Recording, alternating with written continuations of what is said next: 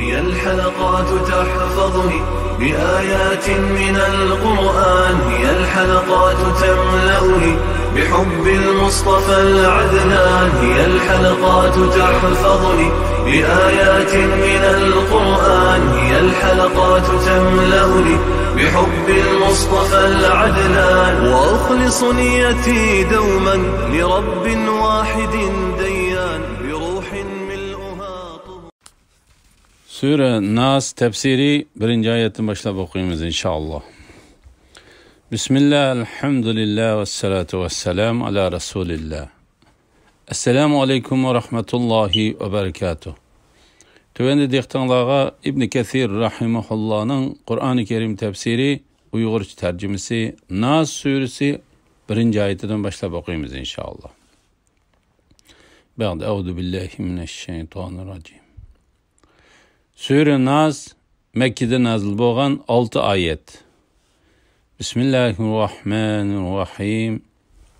Nihayet şefkatlik ve mihriban Allah'ın ismi bilen başlayman.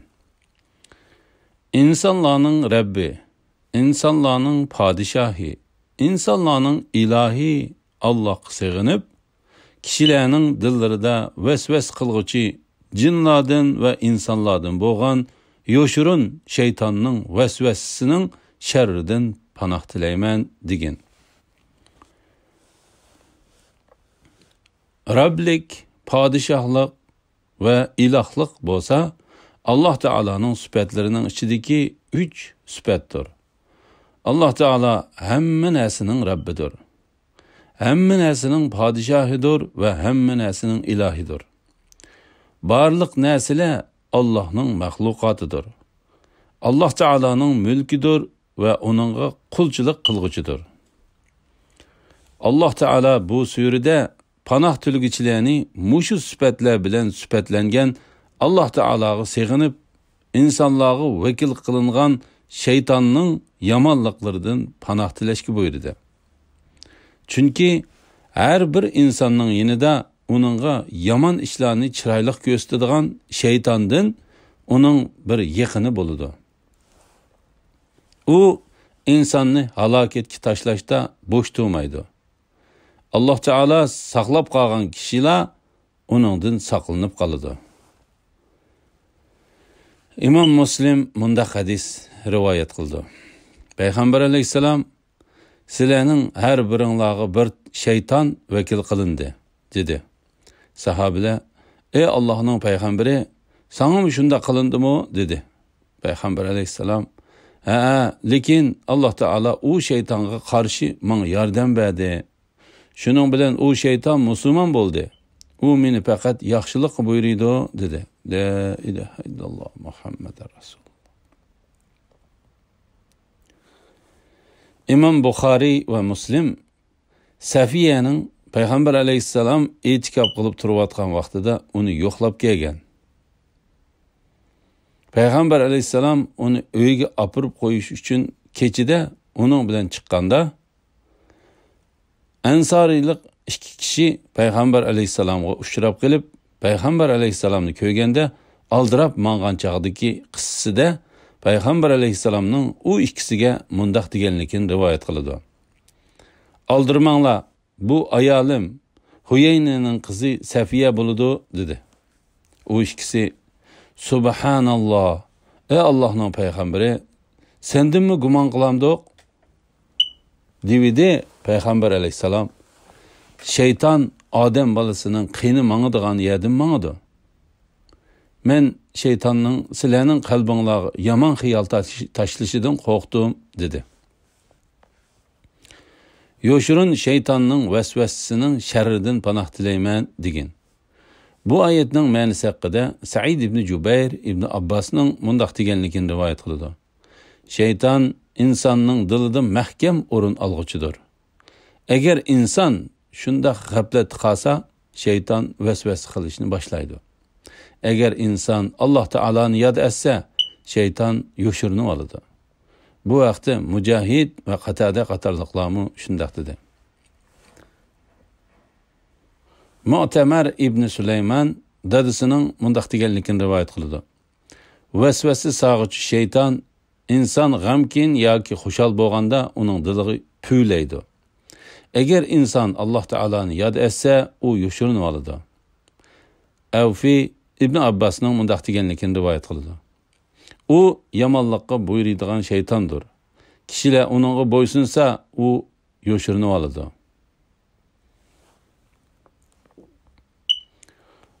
Alloh taolaning kishilarning dillarida vasvas qiluvchi degan oyatining ma'nosi haqida ikki xil ko'z qarash bor.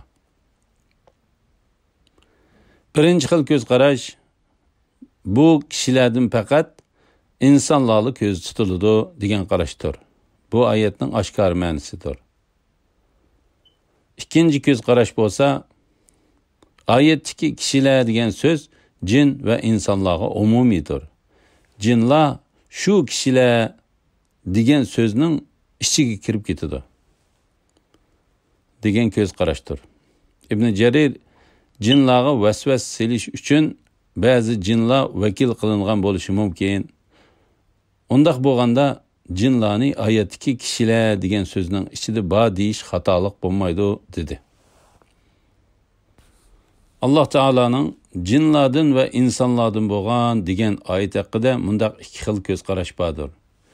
Birinchi xil ko'z qarash u oyat Alloh taolaning kishilarning dillarida vasvas qiluvchi degan oyatidagi dillariga shayton tarafidan vasvas silingan kishilarning kimlar ekanligini bayon qilib kelgan oyatdir degan ko'z qarashdir. Bu qarashga asosan oyatning ma'nosi jinlardan va insonlardan bo'lgan kishilarning dillarida vasvas qiluvchi yoshirin shaytonning vasvasasining sharridan panoh tilayman deganlik bo'ladi. Bu qarash biz yuqorida bayon qilib o'tgan oyatdagi kishilar degan so'z jin va insonlarga umumiydir. Jinlar kishilar degan shu so'zning ichiga kirib ketadi degan ikkinchi qarashni kuchlantirdi. İkinci ko'z qarash Alloh taolaning jinlardan va insonlardan bo'lgan degan oyati uning kishilarning dillarida vasvas qiluvchi degan oyatining vasvasa solg'uvchi shaytonning kimlardan iborat ekanligini bayon qilib keldi degan ko'z qarashdir. Bu qarashga asosan oyatning ma'nosi kishilarning dillarida vasvas qiluvchi jinlardan va insonlardan bo'lgan yoshirin shaytonning vasvasasining sharridan panoh tilayman deganlik bo'ladi.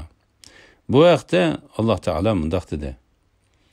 Shuningdek, ya'ni bu mushriklarni sana dushman qilgandek, insonlar va jinlarning shaytonlarini har bir payg'ambarga dushman qildik.